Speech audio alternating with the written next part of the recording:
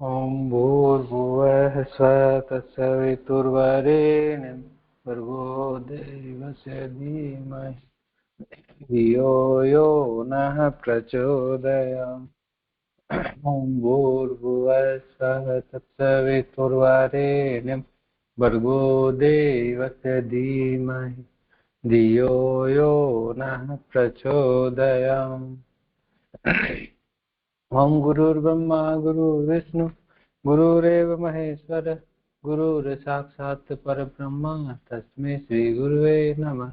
अखंडमंडलाकारं व्याप्तं येन चराचरं तत्पदं दर्शितं येन तस्मै श्री गुरुवे नमः। मातृवत् लालयित्री च पितृवत् मार्गदर्शिका नमोऽस्तु गुरुसत्तायै श्रद्धा प्रज्ञायिता च। ओम श्री गुरुवे नमः।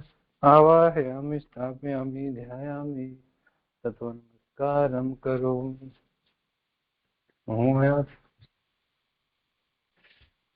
जय गुरुदेव जय गायत्री माँ। आज का स्वाध्याय प्रारंभ करते हैं। आज के स्वाध्याय में हम अखंड ज्योति जनवरी मंथ का टॉपिक पढ़ेंगे, परिचय कविता से। परिचय कविता जो लिखी है, ये लिखी है मैथिली शरण गुप्त। मैथिली शरण गुप्त जी ने भी अखंड ज्योति के लिए ये एक कविता लिखी थी परिचय के नाम से। अब इसमें जो आया है, पहला अंतरा पढ़ते हैं। बार बार तू आया पर मैंने पहचान न पाया, बार बार तू आया पर मैंने पहचान न पाया। हिम कंपित कृष मानिस पसारे, आया जब तू मेरे द्वारे।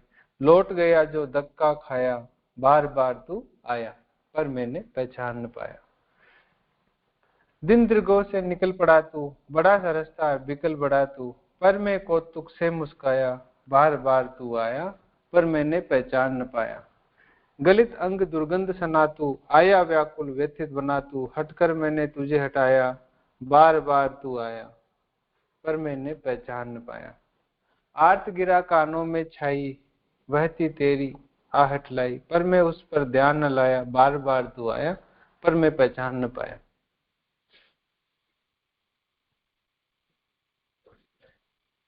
इसके बाद में पीड़ित के निश्वास अरे रे, मैं क्या जानू करते तेरे। पर मुझ पर था कितना मद छाया, बार बार तू आया पर मैं पहचान न पाया। अब जो पहचानू मैं तुमको, तो तू भूल गया है मुझको। मैं हूँ जिसने तुझे बुलाया, बार बार तू आया। माधुरी से, ये माधुरी से जो उस समय कोई पत्रिका होगी उससे लिया था। अब ये बार बार तू आया, इसको, इस कविता का अगर हम देखें, इस कविता का जो मीनिंग है वो क्या है कि परमात्मा है, वो बार बार आया लेकिन फिर हमने पहचान न पाया। अभी आ गया था, हिम कंपित कृष पानी पसारे, आया जब तू मेरे द्वारे। लौट गया जो धक्का खाया, बार बार तू। इसी तरह दीन दीर्घों से निकला पड़ा तू, बड़ा सरसता बिकल बड़ा तू। पर मैं कौतुक से मुस्काया, बार बार तू आया। गलित अंग दुर्गंध सना तू, आया व्याकुल व्यथित बना तू। हटकर मैंने तुझे हटाया। ये करने का मतलब ये है कि यहाँ बताया जा रहा है कि किस किस रूप में परमात्मा आ सकता है। तो पहले तो बोला कि हिम कंपित कृष पानी पसारे, आया जब तू मेरे द्वारे। लौट गया जो धक्का खाया। हिम कंपित मतलब सर्दी से कंपन कंपायमान, और जिसके कृष पानी पसारे, आया जब तू, जब द्वार पे आया कम कपाता, तो हमने धक्का मार के उसको वापस भर गया। इस तरह से हमने उस समय पहचाना नहीं। फिर दीन दीर्घों से निकला पड़ा तू, बड़ा सरस था विकल बड़ा तू। विकल था, दीन दीर्घों से था, पर निकला पड़ा तू। पर उसको देख के भी मैं मुस्काया, बार बार तू आया पर मैं पहचान। यहाँ पे अब गरीब लोगों के हिसाब से बताया गया। फिर इसके बाद में अगलित अंग दुर्गंध सना तो, आया व्याकुल व्यथित बड़ा तू। एक व्याकुल या व्यथित होकर आया, उसको भी हमने हटकर मैंने तुझे हटाया। उस जब इस तरह का कोई दुर्गंध तना, दुर्गंध करने वाला कोई होगा व्यक्ति, तो हम उसको क्या करते हैं, उसको हम दूर कर देते हैं। व्याकुल है, व्यथित है, लेकिन फिर भी हम उसको दूर हटा देते हैं। तो इस तरह भी हमने फिर पहचान न पाया। आर्त गिरा कानों में छाई, वैसी तेरी आहट आई। जब आया तो आर्त गिरा, आर्त आर्त स्वर में बोलता हुआ आया, मेरे कानों में आया। वह आहट थी परमात्मा की, लेकिन उस पर भी हमने ध्यान न लगाया। फिर आया कि बार बार तो आया पर मैंने पहचान न पाया। इसके बाद में पीड़ित के निश्वास अरेरे, मैं क्या जानू करते तेरे, मुझ पर था कितना मद छाया। अब पीड़ित व्यक्ति निश्वास होकर पड़ा है, लेकिन हम क्या जाने, उसके बारे में कुछ बुद्ध नहीं लेनी। हमारे अंदर इतना मद, इतना नशा छाया हुआ है, तो फिर वहां पर भी हमने पहचान नहीं पाया। अब आया कि अब जो मैं पहचानू मैं तुमको, अब जो पहचानू मैं तुमको, तो तू भूल गया मुझको। अब अगर मैं पहचानने की कोशिश करूं, परमात्मा में जो इतनी बार आया लेकिन हमने पहचाना नहीं, तो वो हमको ही भूल गया। अब मैं ही ऐसा हूं जिसने तुझे बुलाया, बार बार तू आया पर मैं पहचान नहीं पाया। ये कविता पहले हमने पढ़ ली, इसके बाद में नेक्स्ट है।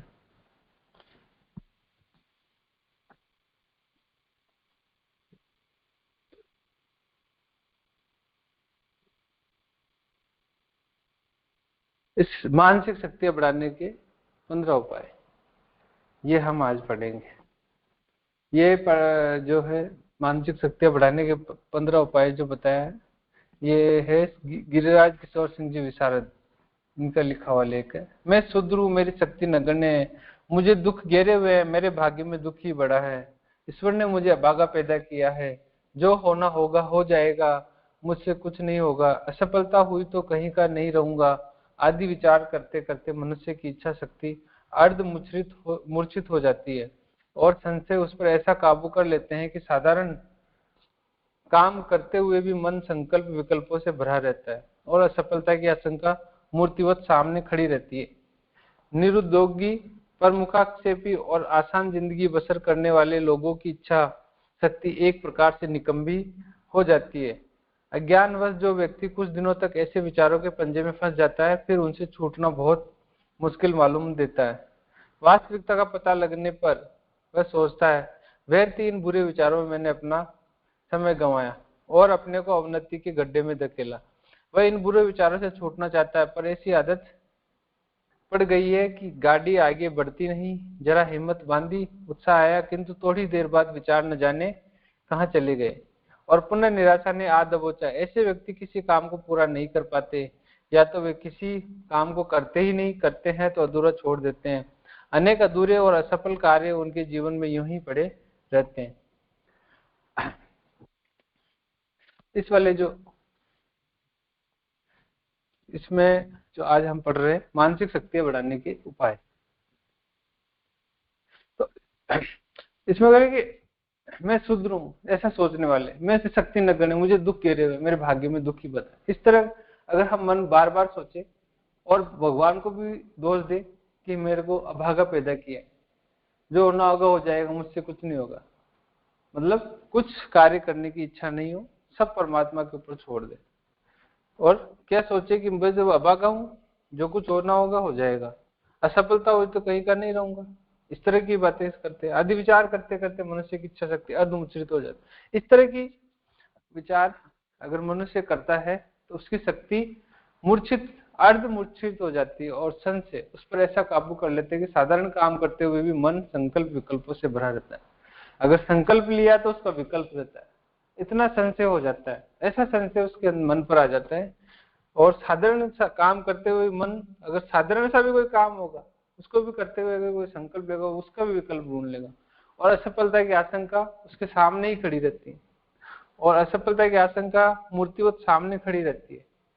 निरुद्योगी, प्रमुखाक्षेपी और आसान जिंदगी बसर करने वाले लोगों की इच्छा शक्ति एक प्रकार से निकम्मी हो जाती है। इस तरह के जो व्यक्ति होते हैं, जो निरुद्योगी, जो काम करने की इच्छा नहीं रखते, जो प्रमुखाक्षेपी हो गए, और आसान जिंदगी बसर करने वाले लोगों की इच्छा शक्ति एक प्रकार से निकम्मी हो जाती है। आसान जिंदगी जो चाहते हैं उसकी शक्ति कैसे हो जाती है, निकम्मी हो जाती है। अज्ञानवश जो व्यक्ति कुछ दिनों तक ऐसे विचारों के पंजे में फंस जाता है, फिर उनसे छूटना बहुत मुश्किल मालूम देता है। अगर इस तरह के विचारों में अगर कोई फंस भी गया तो वो फिर उनसे छूटना ही बहुत मुश्किल हो जाता है। तो वास्तविकता का पता लगने पर वह सोचता है, वह 3 बुरे विचारों में मैंने अपना, और फिर एक समय ऐसा भी आता है कि उसको वास्तविकता का पता चलता है, और फिर वो उस समय सोचता है कि वह 3 बुरे विचारों में मैंने अपना समय गंवाया और अपने को अवनति के गड्ढे में ढकेला, और इस तरह से मैंने क्या किया, अपने को अवनति के गड्ढे में धकेल दिया। वह इन बुरे विचारों से छूटना चाहता है, पर ऐसी आदत पड़ गई है कि गाड़ी आगे बढ़ती नहीं, मतलब उसके एक संस्कार उत्पन्न हो गया, संस्कार बन गया कि आगे गाड़ी बढ़ेगी ही नहीं। जरा सी हिम्मत बांधी, उत्साह आया, किंतु थोड़ी देर बाद विचार न जाने कहां चले गए। फिर क्या होता है, वो कोशिश करता है, हिम्मत बांधता है, उत्साह आता है, किंतु थोड़ी देर बाद विचार फिर जाने कहां चले जाते हैं और फिर पुराना निराशा आकर दबोच लेती है। ऐसे व्यक्ति किसी काम को पूरा नहीं कर पाते, अरे ऐसे व्यक्ति किसी काम को पूरा कर ही नहीं पाते, या तो वे किसी काम को करते ही नहीं, करते हैं तो अधूरा छोड़ देते हैं। अब इस तरह जब उनके विचार बन जाते हैं, उनकी जिंदगी इस तरह से बन जाती है कि वो निरुद्योगी हो जाते हैं, प्रमुखापेक्षी हो जाते हैं और आसान जिंदगी बसर करने की इच्छा करने लग जाते हैं, तो फिर उनकी इच्छा शक्ति भी निकम्मी हो जाती है। वो ऐसे विचारों के पंजे में फंस जाता है, लेकिन जब उनको वास्तविकता भी पता चलता है और वो थोड़ी हिम्मत करने लगता है, तो भी थोड़ी देर बाद में उसमें वापस वही विचार आने लग जाते हैं और पूरे वापस निराशा आ जाती है। तो यहाँ पे हमें ये ध्यान रखना चाहिए इस लेख से कि इस तरह का हमारा मानसिक संतुलन नहीं बने, मानसिक ऐसा विचारणाएं हमारी नहीं हो। इन अनेक अधूरे और असफल कार्य उनके जीवन में यूं ही पड़े रहते हैं, और फिर क्या होता है, अनेक अधूरे कार्य हो जाते हैं, असफल कार्य उनके जीवन में यूं ही पड़े रहते हैं, यूं ही अधूरे कार्य पड़े रहते हैं।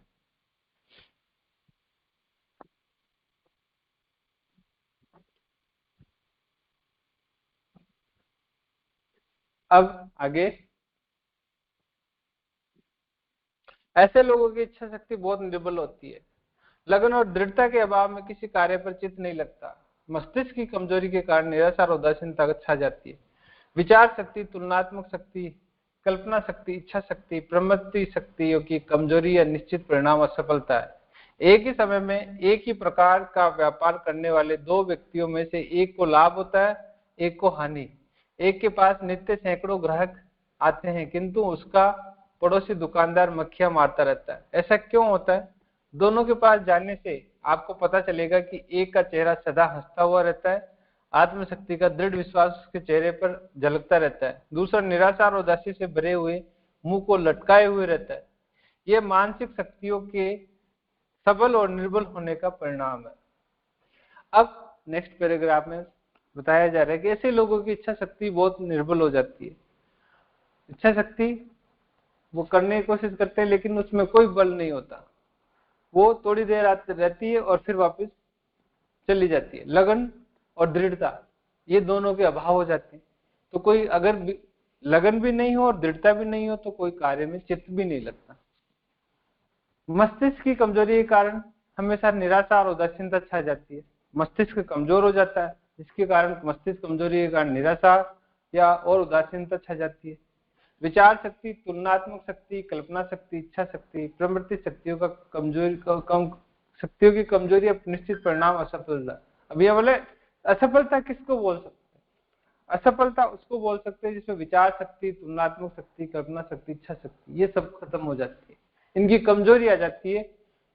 तो फिर क्या होता है, असफलता मतलब एक तरह से इन सब कार्यों का परिणाम एक तरह से असफलता है। एक ही समय में एक ही प्रकार का व्यापार करने वाले, इसे अब एक उदाहरण के द्वारा समझाया गया है कि एक समय पर अगर दो व्यक्ति कोई व्यापार कर रहे हैं, एक को लाभ हो जाता है, एक को हानि। एक के पास सैकड़ों ग्राहक आते हैं, किंतु दूसरा पड़ोसी सारे दिन मक्खियां मारता रहता है, उसको कोई नहीं आता। तो ऐसा क्यों होता है? ऐसा क्यों होता है? ऐसा दोनों के पास जाने से आपको पता चलेगा एक का चेहरा सदा हंसता हुआ रहता है, आत्मशक्ति का दृढ़ विश्वास उसके चेहरे पर झलकता रहता है, मतलब वो एक हंसता मुस्कुराता रहता है। एक जो भी ग्राहक आता है उनको खुशी से बातें करता है। तो दूसरा क्या, निराशा और उदासी से भरे हुए मुंह से लटकाए रहता है। या ये भी कह सकते हैं कि एक उनसे प्रेम से बात करता है, कोई आया तो उनका पूरा सम्मान करता है, लेकिन एक निराशा उदासी से भरा रहता है और हो सकता है कई बार उनसे लड़ाई भी कर लेता है। यह मानसिक शक्तियों के सबल और निर्बल होने का परिणाम है। ये क्या हो गया, एक ही, ये इसलिए होता है क्योंकि एक की तो मानसिक शक्ति सबल है और एक की दूसरे की निर्बल हो गई। इसके बाद में नेक्स्ट पैराग्राफ, सब लोग इच्छित करते हैं कि हमारी मानसिक शक्तियां बलवान हो, किंतु वे मानसिक शक्तियों को बढ़ाने के नियमों से परिचित न होने के कारण मन के लड्डू खाया करते हैं। अब सब लोग इच्छा तो करते हैं कि मानसिक शक्तियां बलवान हो, किंतु मानसिक शक्ति को बढ़ाने के नियम तो से परिचित ही नहीं है कि कैसे बढ़ाया जाए, तो उनको सफलता नहीं मिलती, सफलता लाभ नहीं कर पाती। यदि वे उन साधारण नियमों को जान पावे और विश्वास पूर्वक लाभ उठावे तो वे भी अपनी इच्छा शक्ति को दृढ़ बना सकते हैं। लेकिन ऐसा भी है कि वो नियम को जान ले और विश्वास पूर्वक उनका लाभ भी उठाए। विश्वास भी होना चाहिए उन नियमों पे, तो फिर उनकी इच्छा शक्ति धीरे धीरे दृढ़ बन सकती है और उसके आधार पर सफलता लाभ कर सकते हैं। नीचे कुछ ऐसे ही नियम बताए गए, जिसमें सबसे पहला नियम है, सूर्योदय से 1.5-2 घंटे पूर्व उठो और शौचालय से निवृत्त होकर शुद्ध वायु में टहलने जाओ। पेट में कब्ज न होने दो, हल्का और सादा भोजन खूब चबा चबा कर खाओ। देखो, अब नियम, पहला नियम तो ये है कि प्रातः काल जल्दी उठो और शौचालय से निवृत्त होकर शुद्ध वायु में टहलने जाओ। पेट में कब्ज नहीं होने दो, हल्का और सादा भोजन खूब चबा चबा कर खाओ। प्रातः सो जाने से आधा घंटा पूर्व आधा सेर पानी पियो। नित्य गहरी सांस लेने की क्रिया या प्राणायाम करो, मतलब प्राणायाम भी करें और गहरी सांस लेने का भी अभ्यास करें। मन को एकाग्र रखें, व्यर्थ बातों का सोच विचार नहीं करें, एक समय में एक ही विषय के ऊपर विचार करें, उसी में पूरी शक्ति लगाएं। यदि मन उचटकर कहीं दूसरी जगह जाना चाहे तो उसे रोककर उसी काम में लगाएं। किसी काम को करने से पूर्व खूब सोच विचार कर लें। जब किसी काम को आरंभ कर दें तो फिर उसमें किसी प्रकार का भय नहीं करें, उस काम को पूरा करने का दृढ़ निश्चय कर लें और उसके संबंध में सोच विचार करें। दृढ़ निश्चय करके उसी के संबंध में सोच विचार करें। कोई भी काम हो उसको करने से पहले खूब सोच विचार करें। जब किसी काम को आरंभ करें तो उसमें किसी प्रकार का भय न करें। इसके बाद में नेक्स्ट है, अपनी शक्ति पर विश्वास रखें, अपने को नाचीज मत समझे, बुरे कामों से घृणा करे, सच्चाई, ईमानदारी और दूसरों के साथ सहानुभूति की भावना कभी नहीं छोड़े। अब अपनी शक्ति पर हमेशा विश्वास रखें, अपने को कभी नाचीज नहीं समझे, बुरे काम जो है उनसे घृणा करे और हमेशा हमारे जीवन में सच्चाई, ईमानदारी और दूसरों के साथ सहानुभूति रखने की भावना अंदर रहे। नित्य एकांत में बैठकर ऐसी कल्पना करे कि मेरा मनोबल दिन प्रतिदिन दृढ़ होता जा रहा है। ऐसी भी कल्पना करे, ऐसा ध्यान करे कि मेरा मनोबल दिन प्रतिदिन दृढ़ होता जा रहा है। निराश कभी नहीं हो, मत हो, ऐसा विश्वास रखो कि ईश्वर मेरे लिए हितकारक परिस्थिति अवश्य पैदा करेगा। ऐसा परमात्मा के ऊपर विश्वास रखें। किसी के लिए बुरा नहीं सोचे, ईश्वर देश को पास भटकने नहीं दे, हर समय उद्योग में लगे रहे, समय बेकार नहीं जाने दे।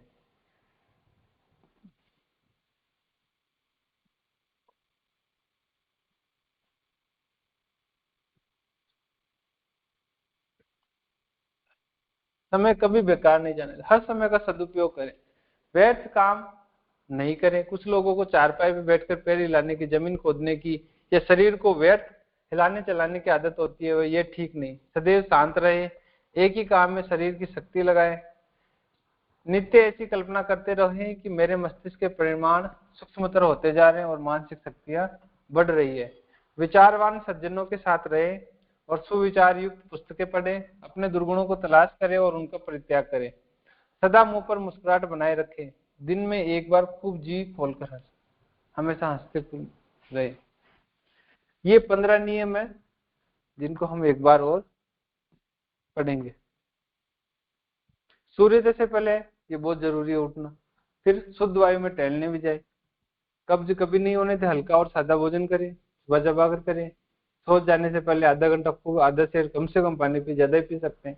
नित्य गहरी सांस लेने की क्रिया करें, प्राणायाम करें, मन को एकाग्र रखें, व्यर्थ बातों का सोच विचार नहीं करें, एक समय में एक ही विषय के ऊपर विचार करें, उसी में पूरी शक्ति लगाएं।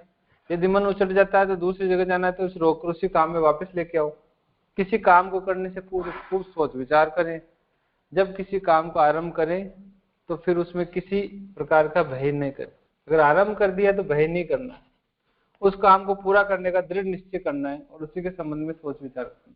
7वां नियम, अपनी शक्ति पर विश्वास रखें, अपने को नाचीज नहीं समझे, जो बुरे काम है उनसे घृणा करें, सच्चाई, ईमानदारी और दूसरों के साथ सहानुभूति की भावना के साथ में काम करें। नित्य एकांत में बैठकर हमेशा कल्पना करें कि मेरा मनोबल दिन प्रतिदिन दृढ़ होता जा रहा है। निराश कभी नहीं हो। ऐसा विश्वास रखें कि ईश्वर मेरे लिए हितकारक परिस्थिति अवश्य उत्पन्न करेगा। किसी के लिए बुरा नहीं सोचना, ईर्ष्या द्वेष को पास नहीं फटकने देना, हर समय उद्योग में लगे रहना है, समय बेकार नहीं जाने देना है, व्यर्थ काम नहीं करना है। कुछ जैसे इसमें उदाहरण दिया है कि व्यर्थ काम में क्या आता है, जैसे आज का समय, ये तो उस समय 1940 में लिखी हुई अखंड ज्योति है। आज के समय व्यर्थ काम जो देखें तो वो मोबाइल का हो गया है। मोबाइल में हम कुछ भी देखते रहते हैं, तो वो हमारी आदत गलत है, उसको सही करने की कोशिश करें। जमीन खोदने की या शरीर को व्यर्थ हिलाने चलाने की आदत होती है, ये ठीक नहीं। सदैव शांत रहे, एक ही काम में शरीर की शक्ति लगाएं। नित्य ऐसी कल्पना करते रहें कि मेरे मस्तिष्क के परिमाण सूक्ष्मतर होते जा रहे हैं और मानसिक शक्तियां बढ़ रही है। विचारवान सज्जनों के साथ रहें और सुविचार युक्त पुस्तकें पढ़ें। अपने दुर्गुणों को तलाश करते रहे और उनका परित्याग करें। मतलब विचारवान, जो विचारवान सज्जन है उनके साथ में रहे, और जिसमें अच्छे विचार है उन अच्छे विचारों वाली पुस्तकों को पढ़े। अपने दुर्गुण ढूंढ ढूंढ कर उनको त्याग करने की कोशिश करें। सदा मुंह पर मुस्कुराहट बनाए रखें, दिन में एक बार खूब हंसना भी चाहिए।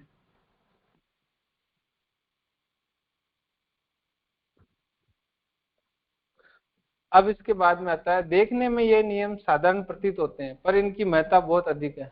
चित्त जगह जगह भटकने की अपेक्षा जब एक ही जगह स्थिर होता है तो उसकी शक्ति सैकड़ों गुनी बढ़ जाती है और उसके बल से सारी मानसिक शक्तियां जग पड़ती है।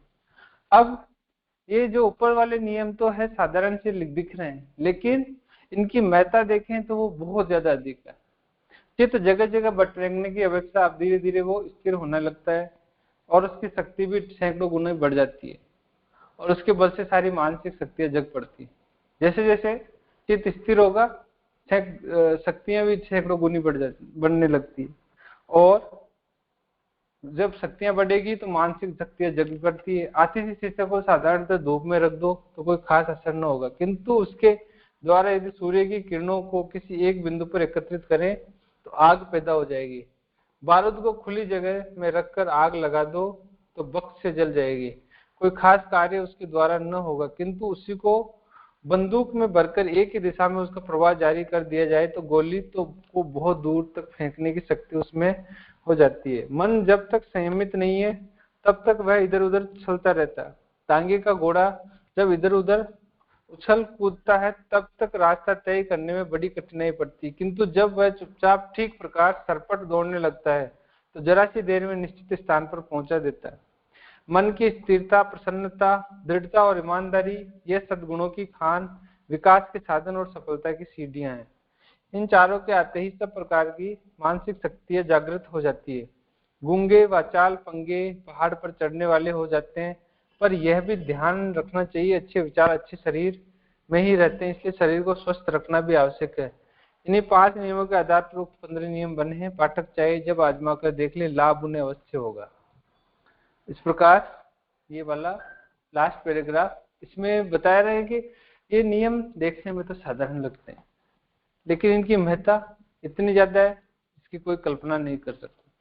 कि जहाँ चित्त जगह जगह भटक रहता है वो एक जगह स्थिर हो जाता है, और जब एक जगह चित्त स्थिर हो जाता है तो उसकी शक्ति भी सैकड़ों गुनी बढ़ जाती है, और जब शक्ति बहुत सैकड़ों गुनी बढ़ जाती है तो मानसिक शक्ति जाग जाती है। और इसमें उदाहरण दिया कि अति से शीशे को साधारणतः धूप में रख दे तो कोई खास असर नहीं होता, किंतु जब उसके सूर्य की किरणों को किसी एक बिंदु पर एकत्रित कर दे तो उस जगह वो आग उत्पन्न कर देता है।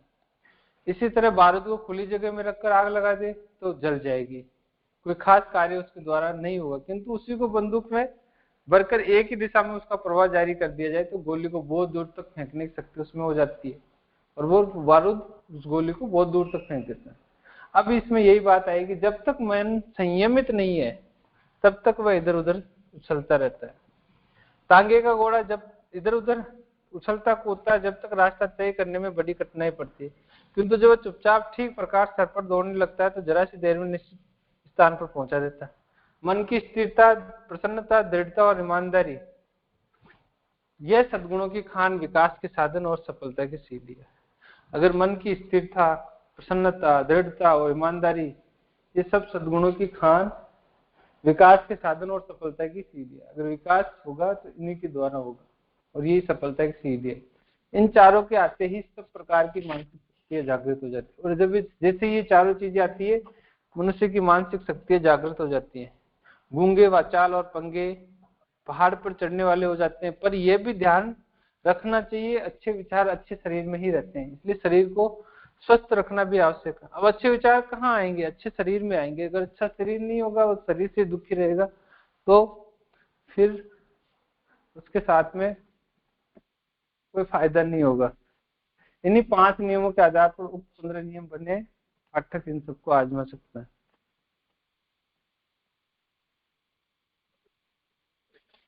चलिए आज का स्वाध्याय यहीं पे खत्म करते हैं।